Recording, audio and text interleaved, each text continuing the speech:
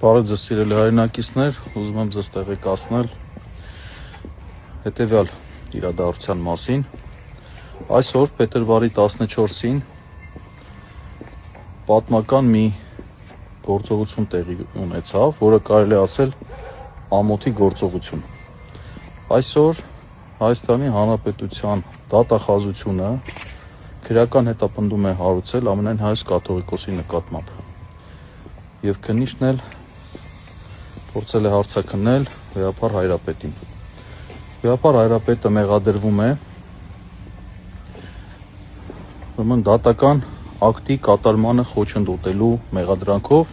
եթե հիշում եք, եպիսկոպոսներին նույնպես այդ մեղադրանքներ ներկայացվել։ Սա ուղիղ միջամտություն է եկեղեցու ներքին գործերին։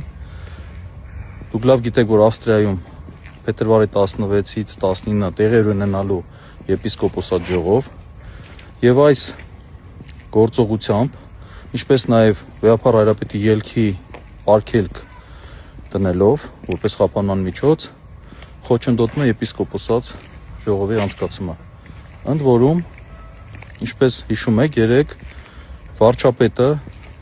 հայտարարել էր, որ չի թույլ տալու, որ կաթողիկոսությունը Հայաստանից դուրս գա։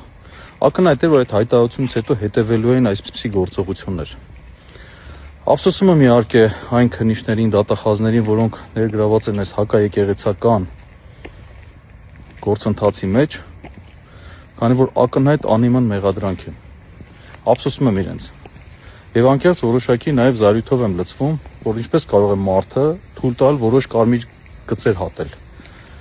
Բայց այսօրվա հարցաքննության ժամանակ էլ ուզում տեղեկացնել, որ ինքս էլ նույն բացական վերաբերմունքով էի նայում քննիչին, բայց վերջում Վեհապար Հայրապետը օրհնեց քննիչին եւ նրա ընտանիքին։ Ինչը ես չէի կարող անել, բայց Վեհապար Հայրապետը այդպիսին է։ Ցավում եմ այս իրավիճակի համար, սա պատմական ամոթի օր է լինելու։ Ես վստահ եմ, որ այս իշխանությունը ավելիին է գնալու, ավելի վատ գործողությունների, բայց սա հերթական արձանագրումն էր։ Ես վստահ եմ, որ եկեղեցուն հնարավոր չէ հաղթել եւ ամեն ինչ լավ է լինելու։ Լավ մնացեք։